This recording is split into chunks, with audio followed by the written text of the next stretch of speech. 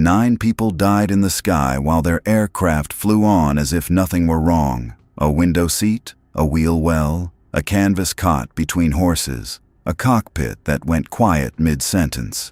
Every chain had one link that could have been cut, and nobody cut it, based on real events. Several cases are dramatized, with names and details changed. Nothing here is instruction or encouragement, only the record. 1. The flight engineer reached up to the overhead panel and pulled a circuit breaker just to see what the engines would do. It was the 3rd of November, 1973, a bright afternoon over the New Mexico desert. The aircraft was a National Airlines DC-10, cruising at 39,000 feet on the run from Miami toward Los Angeles. 128 people were aboard, most of them settled in after the meal service. Nothing was wrong with the airplane. That detail matters more than any other in this case. The DC-10 was still a young design, and its automatic throttle system remained half a mystery, even to the men who flew it daily. The 3 crew members had been debating which signal the throttles actually obeyed, the fan speed gauges or something deeper in the engine. No manual answered the question. No rule told them to stop wondering, and no rule said that an airliner full of passengers was not a place for finding out. So the flight engineer began pulling the breakers that fed the fan speed instruments, one engine at a time, while the captain watched the throttle levers for a reaction. The fan of a jet engine is the wide disc of blades a passenger sees at the front, taller than a standing man. In cruise, it spins faster than the eye can follow, and it is built to survive its own speed only up to a strict limit. Beyond that limit, the rim of the disc cannot hold itself together, and a fan does not fail gently. It bursts, and the pieces leave with the energy the spin gave them. Somewhere in the sequence of pulled breakers, the engine on the right wing lost its reference, and its fan ran past the limit. The fan assembly tore itself apart in open air 7 miles above the desert.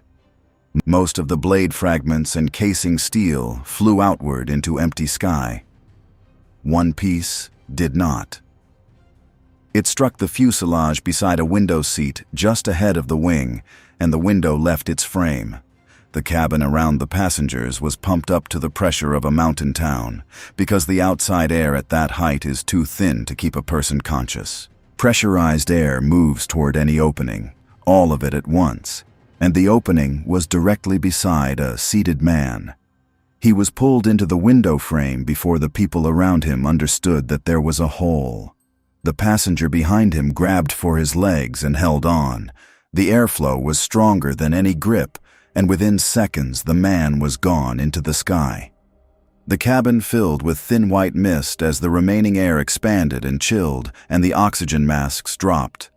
In the cockpit, the crew now had a dead engine, a falling cabin pressure, and instruments they had partly disconnected themselves. The captain began an emergency descent toward thicker air, the standard response to a breached cabin, and turned for the nearest large runway. 19 minutes later, the aircraft was on the ground at Albuquerque. 24 people were treated for minor injuries and smoke-stung eyes. One seat was empty.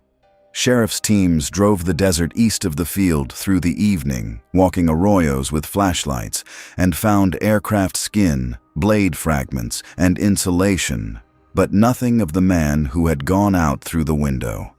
Nearly a year later, a construction crew grading ground for a new telescope array found what the desert had kept, and investigators matched it to sunglasses and a pipe.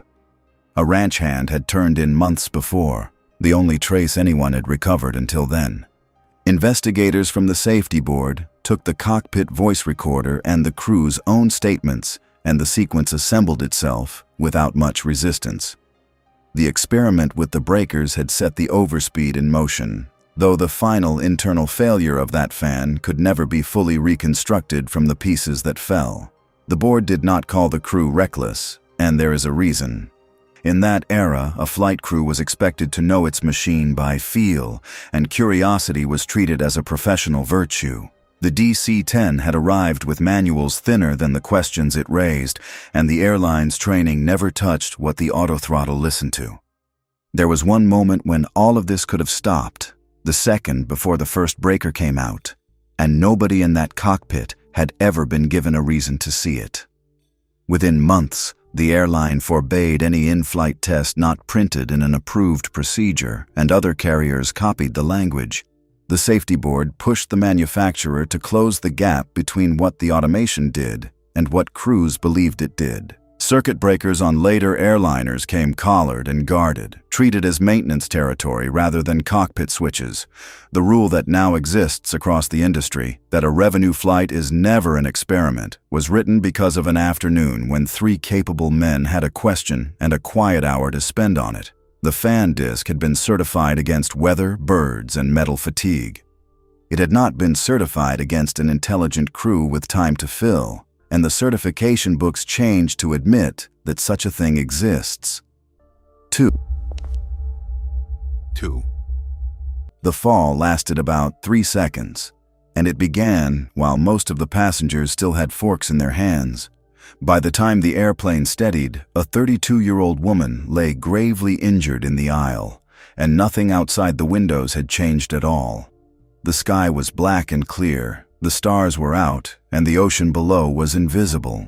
It was the night of December 28, 1997, on a United Airlines Boeing 747 flying from Tokyo to Honolulu. Nearly 400 people were aboard, 2 hours into the crossing, trays down, cabin lights low. Minutes before it happened, the captain had switched on the seatbelt sign because an aircraft ahead on the same track had reported rough air. The air stayed glassy, and the cabin crew kept working the dinner carts down the aisles because that is what the schedule required. This is the quiet contradiction the whole case rests on. The sign carried one meaning in the manual and another in practice, and everyone aboard had learned the practiced one, which was that the sign mostly means nothing. High over the Pacific in winter runs a river of wind called the jet stream, moving at better than 200 miles per hour. Where that fast current slides along slower air, the boundary between them breaks into waves, the way a strong river boils where it passes still water. Those waves are violent, and they are made of nothing but moving air. Weather radar paints water droplets, and this air was perfectly dry, so the screen in the cockpit showed an empty night. The airplane flew into the breaking boundary without any warning it could have received. The aircraft heaved upward hard, then the floor dropped away. Anything not fastened rose: meal carts, coats, people. The woman, seated near the rear of the cabin, had her belt unfastened. She struck the ceiling above her row and came down across an armrest. The blow to her head was catastrophic, and she lost consciousness in the same instant. Around her, dozens of others hit the ceiling panels and fell back, and the cabin filled with the sound of things landing. In the forward galley, a loaded meal cart came down hard enough to jam its own latches. The airplane itself took the blow without complaint because an airliner's structure is certified against far worse than what the air did that night. A doctor traveling as a passenger reached the woman within a minute or two. He and 2 nurses kept her breathing on the floor of the aisle for the 90 minutes it took the captain to bring the aircraft back into Tokyo, the nearest runway that made sense with hundreds aboard. She was carried off on a stretcher still alive and died in a Tokyo hospital within the hour without waking. For the flight back, the crew moved through a cabin of splinted arms and shocked silence. More than 100 passengers were hurt. Some had fractured vertebrae, and a few would spend months recovering. The purser walked the aisles with the manifest afterward, matching the hurt to their seats, and nearly every injured passenger had been sitting unbelted or standing. Investigators met the airplane in Tokyo and did what investigators do, and this is where the case becomes unusual. They found no failure. The engines were sound. The autopilot had done its job. The crew had followed every procedure, and the forecast had shown nothing where the aircraft met the waves. The turbulence had simply been there, invisible, unannounced, and gone again. The one thing that separated the woman who died from the hundreds who did not was a strap of webbing, and the sign asking her to wear it had been lit. It had also been lit in the experience of every frequent traveler on that airplane through 1,000 hours of smooth air on other nights. A warning that is almost always false teaches people its own uselessness, and no one aboard invented that lesson alone. The safety board wrote its report and had almost nothing to recommend to the machine. The report went instead to the human arrangements, to how crews time meal service against the sign, and to how airlines talk about air that cannot be seen. In the years since, forecasting of the jet stream's rough edges has improved at the margins, and airlines share turbulence reports along the tracks in something close to real time. But no instrument flying today can look ahead into dry, clear air and see the waves breaking there. The physics has not moved. On the ocean crossings, the meal carts still go out, the sign still comes on early and often, and passengers still weigh it against the calm they can feel. The airplane itself, its structure undamaged by anything the air had done, never flew a passenger again. The airline pulled it from the fleet within days, not for any crack or bent spar an inspector could find, but because after that night, no one in the company wanted to explain to a full cabin why the seatbelt sign was worth believing this time. It sat retired long before its airframe had anything left to prove, the one visible verdict in a case that otherwise left the sky exactly as it had always been. 3. Frost was still coming off the tires when a mechanic at Viru Airport, north of Lille, raised his flashlight into the wheel well and stopped moving. It was a gray morning in late October, and the aircraft had landed before dawn after a 6-hour flight up from West Africa. Folded into the space beside the landing gear strut, wedged between hydraulic lines and cold aluminum, was the body of a young man. He wore a thin jacket, canvas shoes, and a knit cap pulled down over his ears, clothing for a chilly evening, not for the place where he had spent the night. The medical examiner would later fix it precisely. He had been dead for roughly 5 of the 6 hours the aircraft spent in the air. There was no violence in the findings, no injury from the folding gear, nothing written in the tissue but cold and thin air. His name was Idrissa. He was 23. And the story of how he came to that apron in northern France runs backward, through a fence, to a port city 3,000 miles south. He had applied twice for a visa and been refused twice. On paper grounds he never fully saw. A smuggler on the waterfront quoted him a boat price equal to a year of his wages at the fish market. The airport, on the edge of his city, cost nothing.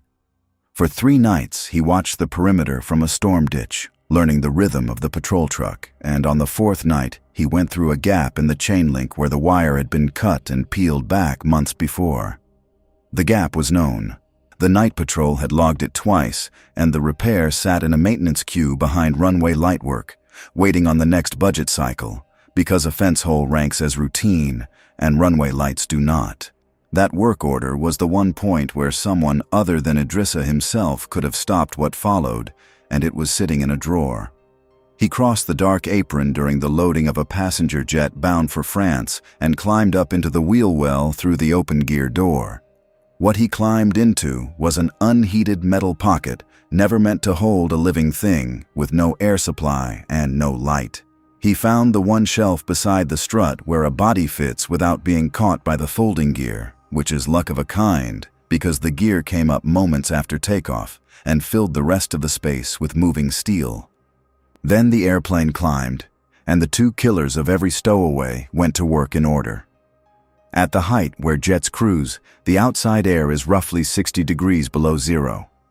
It is also so thin that each breath delivers about 1/3 of the oxygen a body needs. The brain does not fight that arithmetic for long.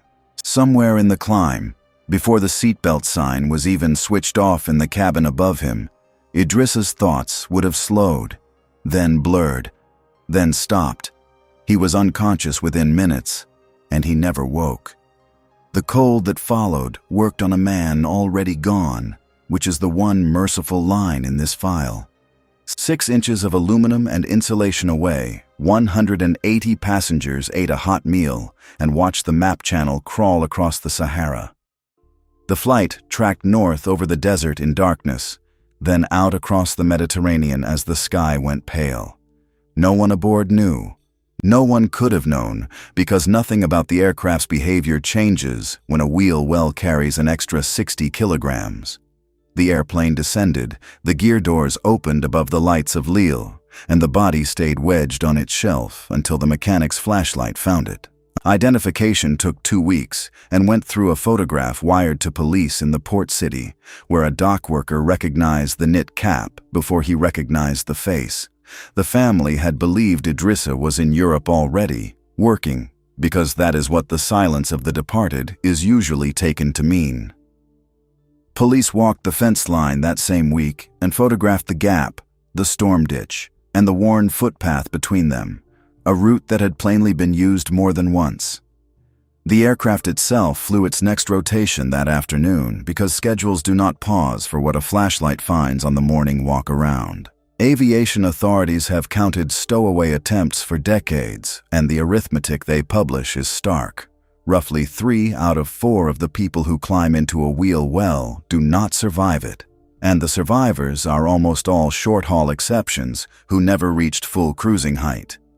Those numbers are collected in reports that do not circulate in the neighborhoods where the climbing is done. What circulates instead are the stories of the exceptions. The week after the body was found, a contractor at the southern airport rolled out new mesh and closed the gap in the perimeter fence, ahead of the runway light work, the queue having quietly rearranged itself. Police found the smuggler 8 months later on an unrelated charge, and in the paperwork of that separate case, filed under a stranger's name. The storm ditch and the cut fence appear as a single supporting paragraph, the only official record that the 2 men had ever done business. 4. On a Saturday morning in January of 2017, a single-engine Cessna lifted off from a county airfield in central Minnesota and turned northeast into a hard blue sky. The pilot was 52, a building contractor with 11 years of licenses and ratings behind him, flying 2 hours to see his brother on the far side of the lakes. The outside air was well below zero, so before takeoff he did what every winter pilot does. He pulled the cabin heat knob to full. Heat in a small airplane is borrowed, not made. Fresh air is run through a metal sleeve wrapped around the engine's exhaust pipe, warms itself against the hot steel, and flows into the cabin at the pilot's feet. The system is simple, light, and safe on one condition, that the wall of the exhaust pipe stays perfectly sealed. Inside that pipe rides carbon monoxide, the gas that comes off any burning fuel.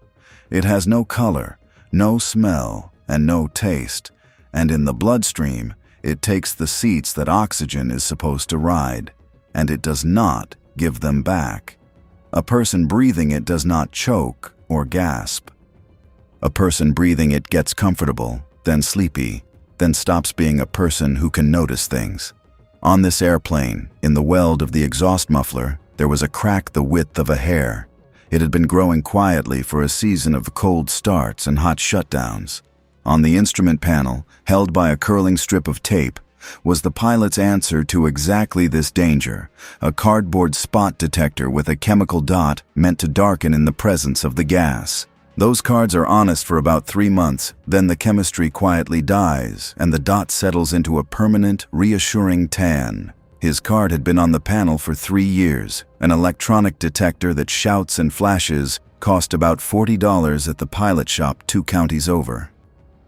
There was the one point where this could have gone differently, and nobody took it because the card looked fine. The card had always looked fine, and a man who checks his card is a man who believes he has already taken the precaution. The flight left on schedule and climbed to 7,500 feet, heater on full, sun on the snow, engine running perfectly. For the first half hour, his radio calls were crisp. Then a controller working the sector noticed the readbacks arriving a beat late.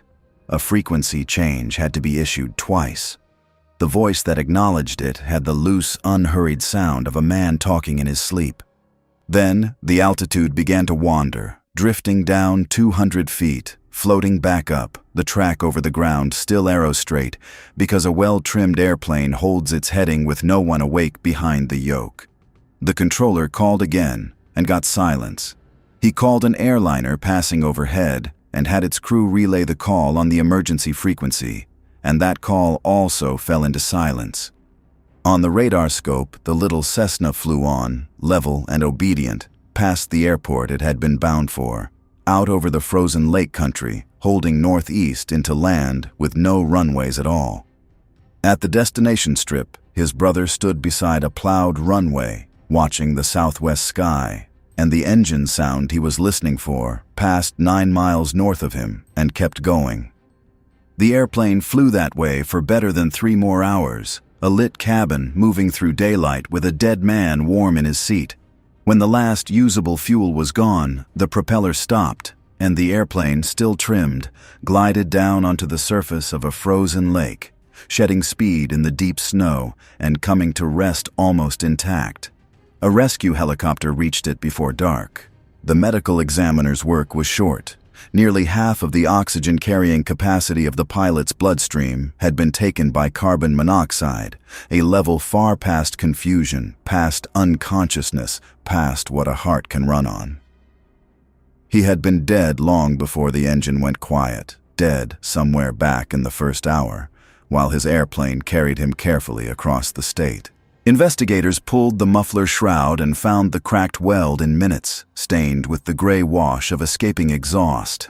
The annual inspection the previous fall had signed the exhaust system off as serviceable, but the shop had inspected the muffler without removing the shroud, a shortcut that saves an hour of labor and hides the only surface that matters. The report used the word inadequate, and the shop, a 2-man operation in a rented hangar, closed within the year. The safety board's file on the accident closes with photographs of the panel, the spot detector still taped beside the altimeter, its chemical dot the same soft, innocent tan it had shown through 3 winters, the color of a precaution that had expired while the danger did not. Surveys run by pilot groups in the years afterward kept finding the same gap nationwide, season after season. Detector cards carried well past the date they had anything left to say in roughly 1 light aircraft in 4. His brother never flew again after that spring, and the salvage yard kept the wreck for parts. 5. The airplane that came to rest in an onion field outside Paris was nearly whole, and nearly everyone inside it was already dead. That sentence is not a riddle. It is the entire investigation, compressed. And it is why this case changed what an airliner's washroom looks like today. On the 11th of July, 1973, a Varig Boeing 707 was finishing the overnight run from Rio de Janeiro to Paris with 134 people aboard. It was a routine of its era in every detail, including one that has since become almost unimaginable.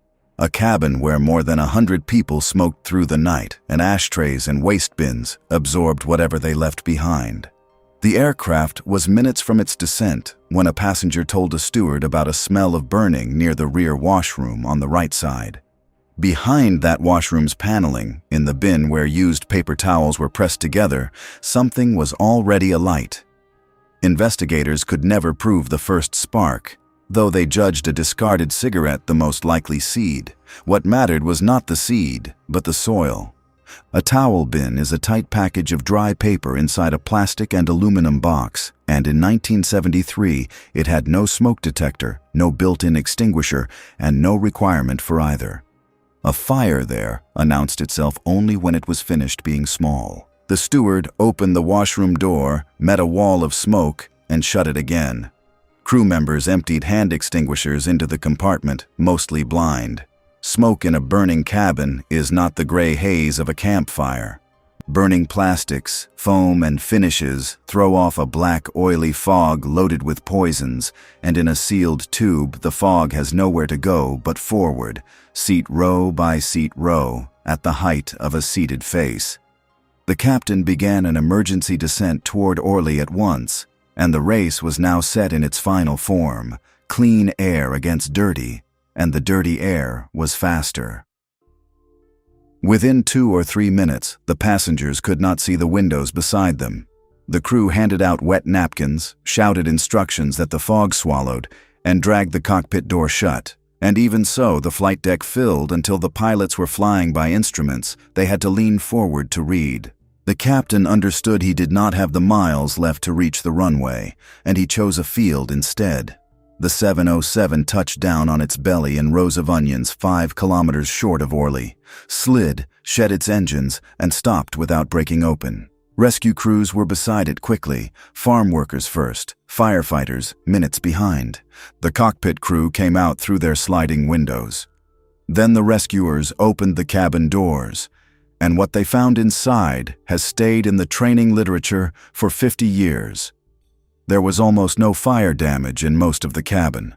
There were passengers in their seats, belts fastened, unmarked, and they had stopped breathing while the airplane was still in the air. The smoke had done all of it, carbon monoxide and cyanide compounds off the burning furnishings working in the minutes between the steward's first report and the touchdown. Of the 134 people aboard, 11 survived, 10 of them crew, 1 a passenger. Photographs taken that afternoon show the aircraft resting level in the crushed green rose, paint bright, tail unbroken, looking almost ready to be towed out and flown again. 123 people did not survive, and nearly all of them died in the sky in a structurally sound airplane with a live and skillful crew at the controls. There was a narrow window here, the first 90 seconds at the towel bin, when a single well-aimed extinguisher through an access panel might have ended the story as a logbook entry. Nobody could take that step, because nothing told them where the fire was. The design of the washroom hid the bin. The absence of any detector spent those seconds searching instead of fighting, and the habit of a smoking cabin meant a whiff of burning was the least alarming smell aboard. The investigation said as much, and the industry's response has a bitter arithmetic to it. Some rules tightened, ashtrays multiplied, crews retrained, but the full package, a smoke detector in every washroom and an automatic extinguisher aimed into every towel bin, became law only a decade later, after another cabin filled with smoke over another country and killed 23 more people. Measured across those years, the price of the missing hardware runs to a number of lives with 3 digits. Any passenger today can check the outcome from an aisle seat.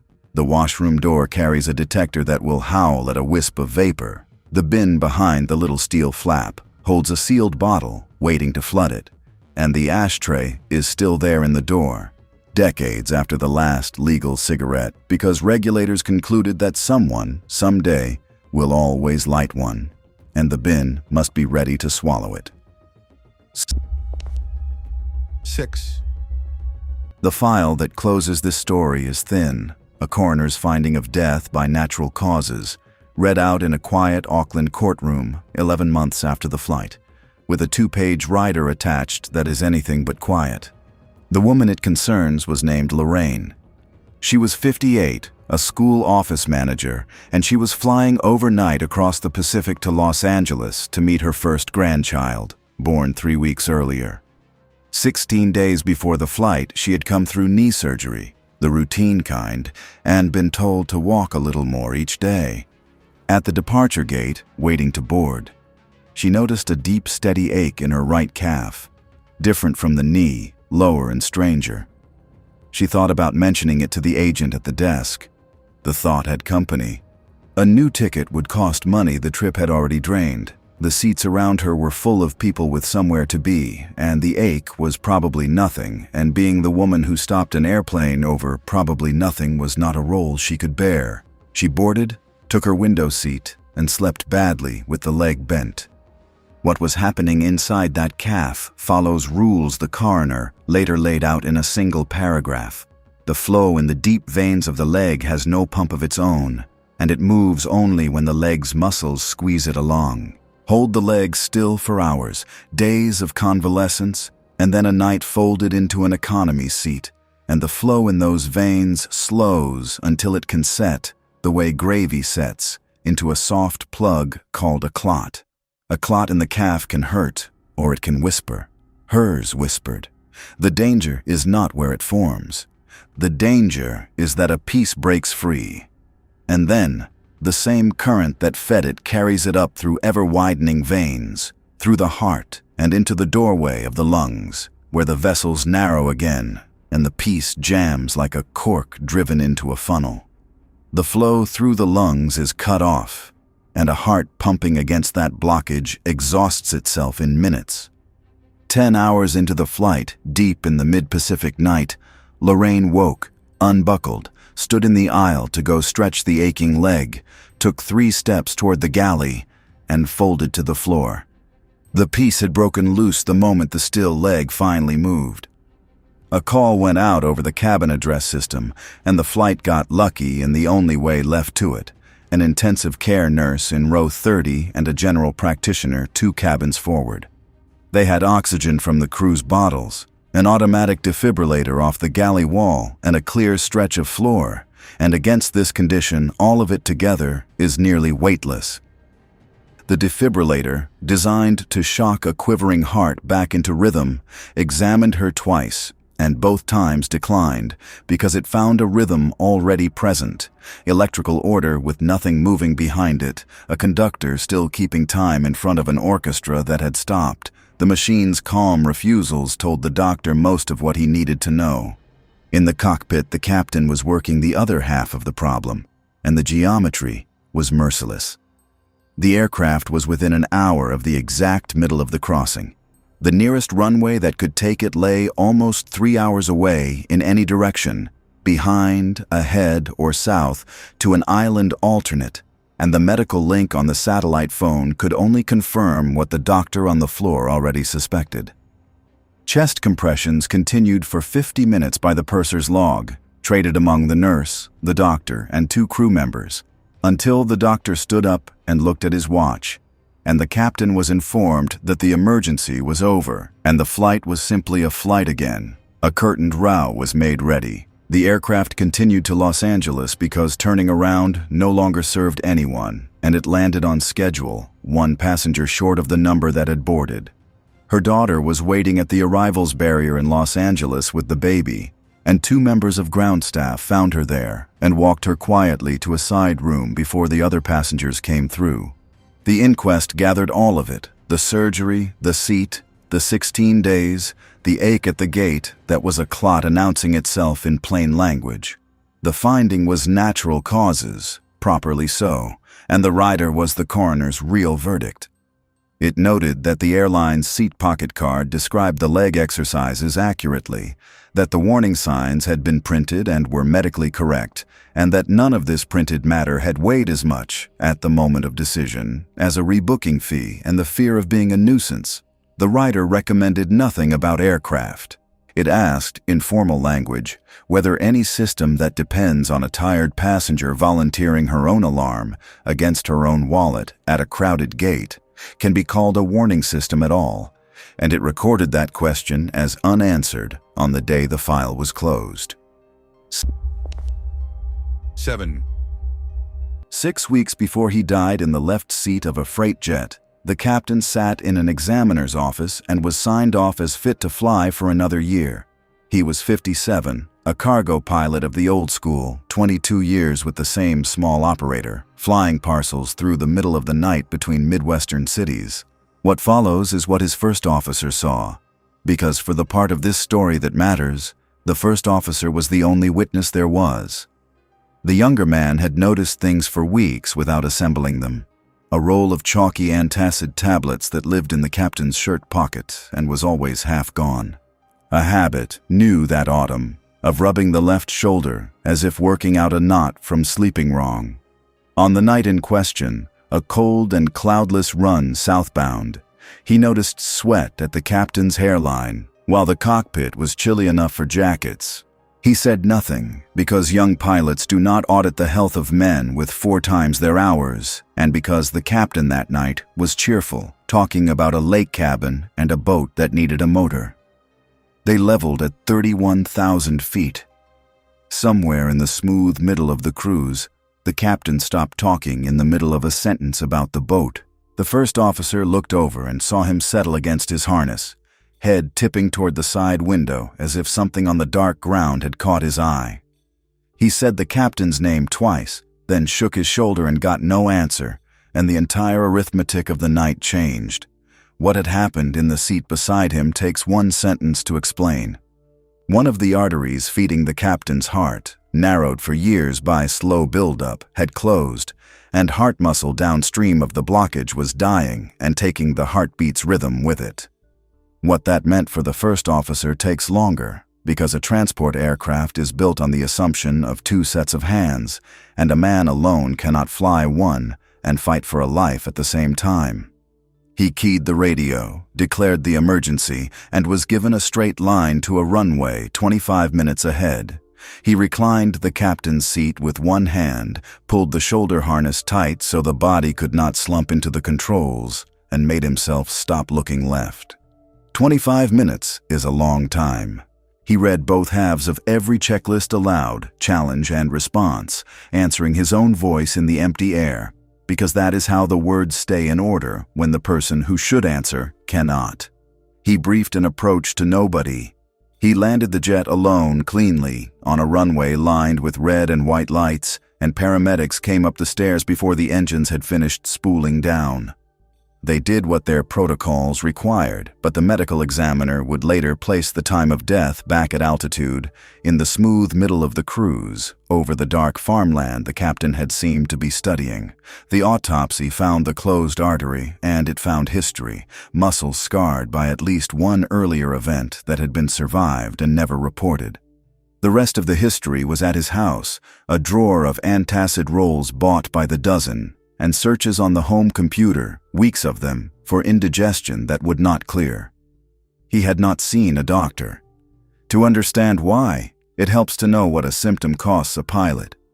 A report of chest pain does not begin a treatment. It ends a career until proven otherwise, grounding him that day, unpaid for however many months the cardiology and the paperwork consume, with no promise the license ever comes back. The examiner's certificate in his flight bag was 6 weeks old and honestly earned, because the exam measures a morning, not a winter of swallowed chalk. Surveys commissioned inside the industry have found that a large share of pilots admit to withholding something medical at least once, and every one of them was making the captain's bet that the discomfort was dinner, that it would clear, that the next leg was short. The system had built a quiet auction in which a man's livelihood bid against his own alarm signals, and the livelihood usually wins, until one night it loses everything at once at 31,000 feet. The first officer took 3 months away from flying. The company paired its crews differently for a while, then time passed, as it does. He requalified in the spring, flew freight through 2 more winters, and moved to the left seat himself. Colleagues from that operator tell one detail about him. Each year at his own medical, he reports everything, every ache, every oddity, on the record and in writing. And he schedules the appointment for the same week of autumn, the week he once flew 25 minutes next to a man he could not help, reading both halves of the checklist to a cockpit that had gone quiet. 8. The last pallet loaded that night weighed 600 pounds, and it was quietly disappearing from the moment it came aboard. It held pharmaceutical shipping cases packed around blocks of dry ice, which is carbon dioxide frozen solid, and dry ice does not melt the way water ice does.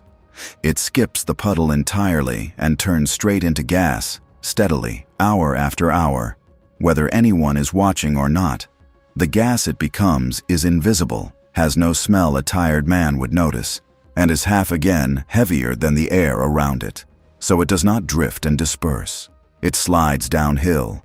It finds the floor and it pools there and it deepens, exactly like water filling a tank, except that no one can see the water line rise. The aircraft was an aging freighter on an overnight run from Kentucky to California, and the dry ice was not the only cargo. Forward of it, in padded stalls, rigged across the main deck, stood 4 thoroughbred horses, and with the horses rode their groom, a man in his 40s who had crossed the country this way more times than he had flown in a passenger seat. His place was a canvas cot rigged low between the stalls, close to the floor, where a man can hear a horse shift its weight and be up before trouble starts. It was a January night and the crew did the horses a kindness. Horses ship badly in cold, so the flight engineer trimmed the air system down, less fresh air, less exchange, to hold the deck warm through the crossing. The company's manual allowed dry ice aboard up to a strict weight limit, and the dispatcher who cleared this load had applied that limit correctly. What the dispatcher did not know was that the table's numbers assumed full ventilation, every scrap of airflow the aircraft could make, flushing the invisible gas out as fast as the pallet shed it. What the crew did not know was how much frozen gas was sublimating behind the horses, because the manifest line listed cases by count, and the limit lived in a dispatch office, not on the flight deck. 2 halves of one safety rule flew that night on the same airplane without ever being introduced, and the man on the cot slept between them. The freighter droned west through the night, deck warm, stalls quiet, every gauge in the cockpit reading exactly the way a good trip reads.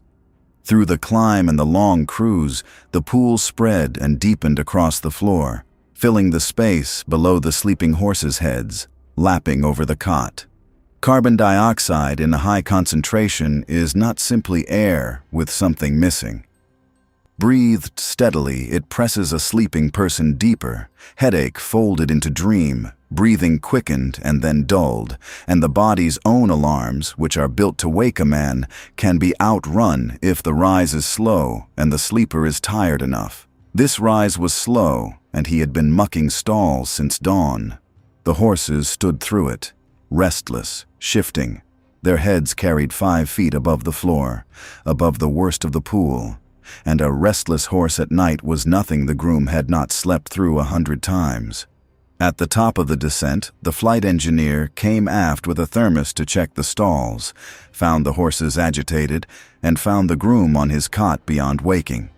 The crew did what could be done on a cargo deck in descent: oxygen from a portable bottle, compressions on a canvas cot between the legs of frightened animals, and none of it was ever going to matter, because the medical examiner's finding put the death hours earlier, in cruise, somewhere over the Rockies in the deep middle of the night. Asphyxia, the report said, in air whose oxygen had been shouldered aside near floor level by carbon dioxide, and it noted the one detail that spared the case any mystery. The pallet's frozen blocks were half gone at landing, hundreds of pounds of them, and all of it had gone into the closed air of that deck. The investigation faulted no single person, which is precisely what makes the case worth telling. The dispatcher had followed the table. The engineer had followed the cold weather guidance for livestock. The manual's authors had written a correct number for a configuration nobody flew that night. Every hand in the chain had done its own job, and the missing piece was a sentence that did not exist, one line connecting airflow to dry ice, and so nobody anywhere was responsible for saying the load and the settings could not fly together. That sentence exists now. It sits in bold type in that operator's loading manual, and in the guidance of most carriers who move animals and cold cargo together, cutting the dry ice limit whenever ventilation is reduced, and it is the entire legacy of a man whose name appears nowhere in it. Investigators never learned the groom's name outside the file. The shipping manifest listed him only as one line item among 4 horses and 600 pounds of cargo, and that omission, more than the dry ice, is what the union representing his trade points to now when it argues for a manifest line of its own for every human who rides in a cargo hold. 9 flights, and in almost every one, the aircraft outlived its passenger. The machines held, the gaps were human, a faded detector card, a lit sign nobody believed, a symptom hidden to protect a paycheck.